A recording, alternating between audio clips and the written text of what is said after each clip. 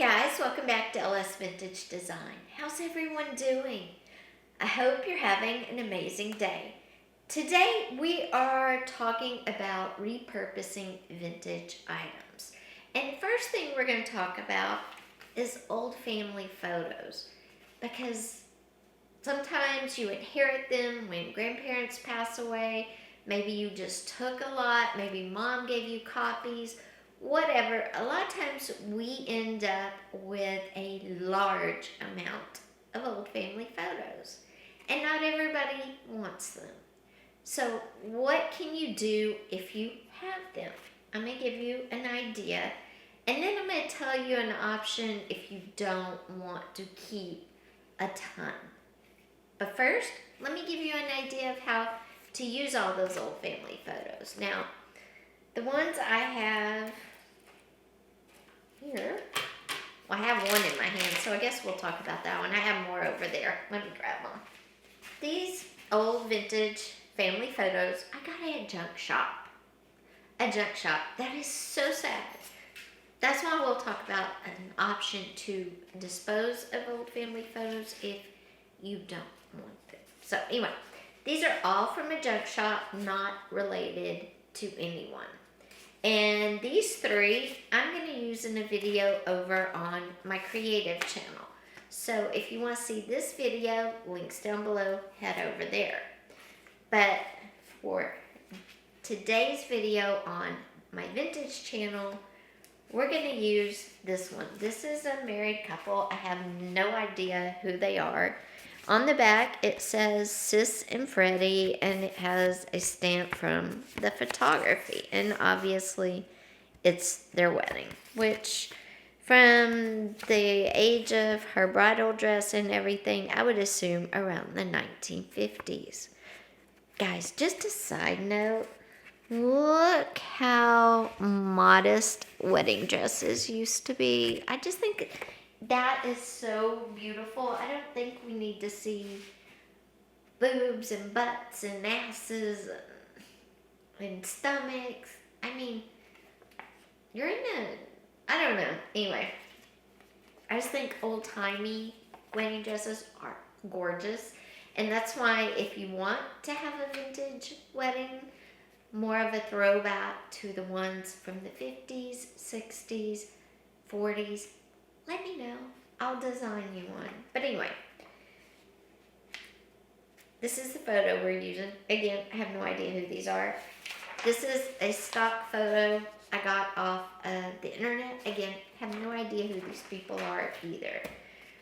But what we're going to do is we're going to pretend this is Grandma and Grandpa, or great-grandma and grandpa, and they just celebrated 60 years of marriage. And then we're going to pretend this was them 60 years ago, okay? Now, of course, you'll be using real photos, but I'm going to use my pretend family here.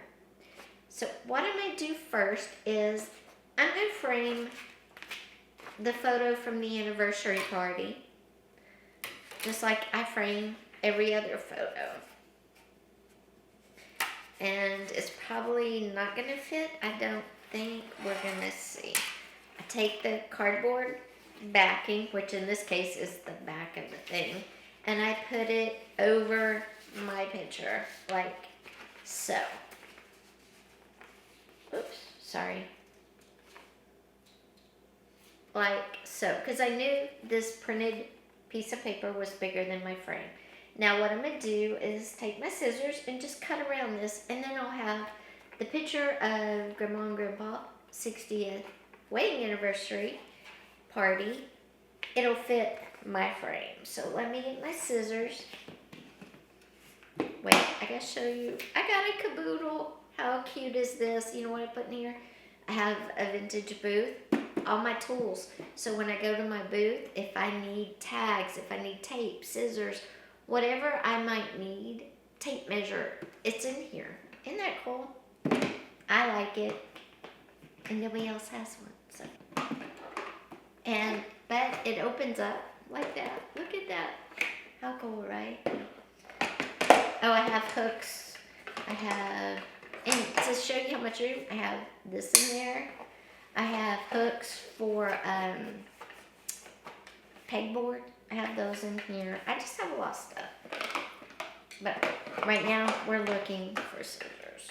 And I'm going to trim this down real quick to fit my cardboard. Now, a lot of times you'll have just plain cardboard and it won't be the back of your photo. But now you could draw a line. In fact, we'll do that because I'm going to take a pen and I'm just going to draw around this. And then I can cut it without holding on to this thing. Because that's kind of hard. Okay, here's my pen. And I'm going to, alright. Once you get grandma and grandpa, or great grandma and grandpa cut down, frame them like you always do. So I'm just going to put the picture on the glass, because the glass is here. Put the back on it like that, pick it up, and oops. I got a little extra overflow here. That's okay. We're going to make it work. This is my frame.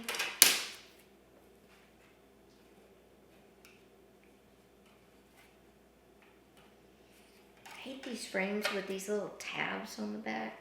They are such a pain in the butt to get stuff in. Even the glass and the cardboard that goes in this frame. Okay, there's Grandma and Grandpa at their wedding anniversary. We're going to close these tabs down.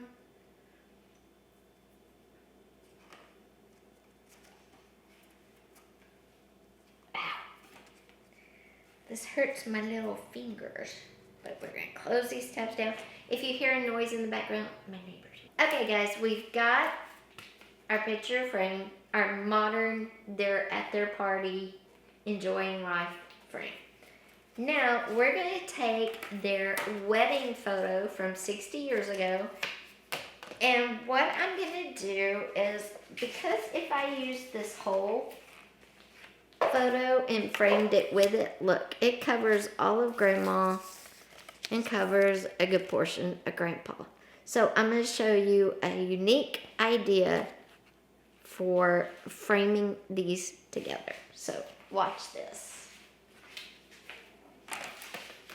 Take my scissors and I'm going to cut out, this is their wedding table, their wedding cake. I'm going to cut out just the table, Grandpa, Grandma, and then cut out over here. All this extraneous background part is going to go away. Okay, now there is just the most important part of that picture. We didn't need all that side junk in it. Look how cute. And look, when you look at the picture, you can see Grandpa's hand here. He had it around her waist. It wasn't just actually hanging behind him. I thought that was cute. Or fake Grandma and Grandpa. Now, what I'm going to do is I'm going to attach this to the outside of the frame on the glass. And I can do this here. I can put it over on this side. Now, Grandma's still in the way because Grandma's a little lady. And, you know, she's just going to be in the way. But you could put it in between them like that. That's really cute. Or you could put it over to the side, and I'm just gonna glue it to the frame. And if you want to put it on the side like that, you can trim some of the flowers off the table. That's totally up to you. But you know what? I like all the table stuff on there. It kind of tells about the wedding they had. So what I'm gonna do is I'm gonna put it in the center like that, and then we have Grandma and Grandpa at their 60th. You could label the back of your frame. And then Grandma and Grandpa getting married 60 years ago. What you could do on the back of your frame is you could put a little white piece of paper, put their names, Grandma and Grandpa, put their given names, then put Grandma and Grandpa, put the date of their 60th anniversary party, and put the date of their wedding. And so later in life, if somebody finds this, at least they'll know, oh, this is Bob and Maureen Brown, and they were married 60 years ago, this is their anniversary party, and that's their wedding photo from 1965, and blah, blah, blah. You're giving some context. So maybe your kids don't want the picture, but maybe your grandkids or your great-grandkids, or maybe another family member's children or great-grandchildren or grandchildren want the photo down the road, but they're not sure. They know it's family, but they're not sure who or what or why it looks this way. And if you have that little piece of paper on the back, then everybody's going to know what's what. But isn't that, now you can glue this down with your glue of choice, hang it up, or set it on a table. But look how cute.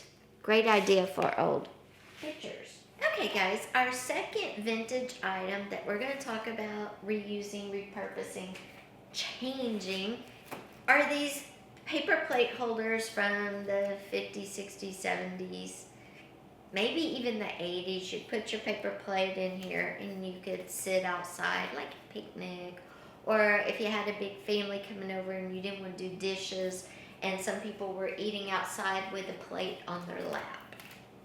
Stuff like that. That's what these were used for. I remember them all the time from when I was a kid. Well, I told you guys I have different sizes. They're really cool. You should hang these on the wall, either as an art installation themselves or as part of a gallery wall. You guys have ignored me totally on this. That's fine. I thought, okay, maybe if I showed you, then you would get it. So these are what they look like in their raw state. Most of them are kind of, I have a few that are orangey, and yes, they are old. They have made in Hong Kong stickers on them, and that's original stickers. Some are natural straw color, and I have two sizes. I had three, only one little tiny one, but I'm going to show you I used it.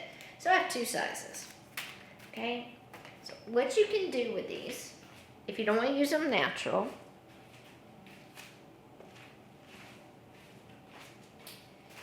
is buy some spray paint, whatever colors you want. I picked gold, and I did 3 in gold, and I did 1 small one and 2, so that's gold. Then I did 3 in green. Again, I did 1 smallish one and 2 bigger ones.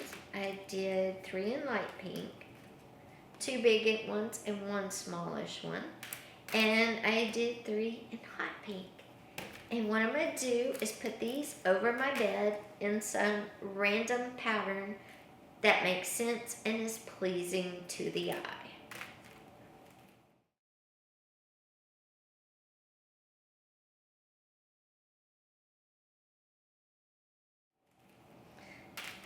And you might be like, how are you going to hang them? They're just little paper plate holders. I'm going to attach some backs on them to hang them up. And these are backs I have actually for my artwork. I use these to string the wire on my canvases. But I'm going to use 12 of these to hang my little straw paper plate holders / artwork up. Now, these have screws, but obviously I'm not going to screw them in. It wouldn't work. They're all one size. These are light, so I don't need large, big ones for heavy things, right? So I have 12 of my little hookies here. As you can see, that's what they look like. And all I'm going to do is I'm going to take this great B as in boy 7000 glue, not E6000. I think this is an upgrade even though it's B, because it's B7000. And I did a video on my creative channel about making dupes of those fall glasses. I'll link it here if I can. If I can't, go over to my creative channel and you'll see it. But I put fall clay beads on a glass and to make those Anthropology fall Halloween dupes. And this stuff is strong, so I know it will hold on these. So all I'm gonna do is put a little B as in boy, 7,000 glue on the back of my little hanger and glue it to the back of my little paper plate holder that I've painted in 4 different colors. And then I'm gonna go just nail them up over my bed. And I'm gonna have a really cool, really easy, unique art feature in my room. So, come on, I'll show you how the first one works, because I also want to show you something that blew my mind about the B as in boy 7,000 glue.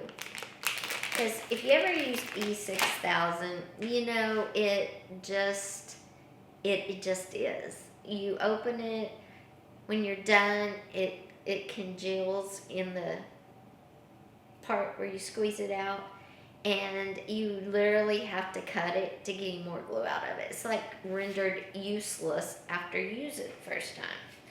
Well, I guess they got smart, because look at this.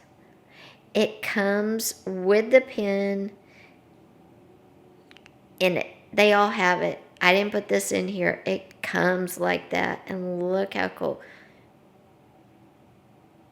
That's amazing.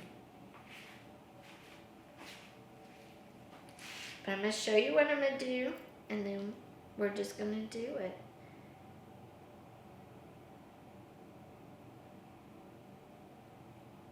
And like I said, this glue is very strong.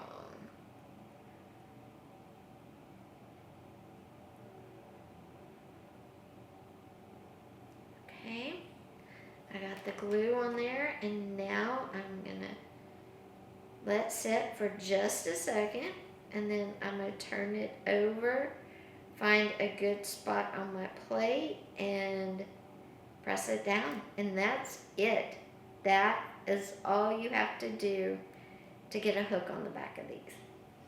If you don't have any B as in boy, 7,000 glue, and you don't want to buy any, use whatever glue you feel will hold. I'm not here to sell you a product. I'm just here to show you how you can repurpose these vintage paper plate holders that are obsolete for their main purpose into something cool and save them from being trashed.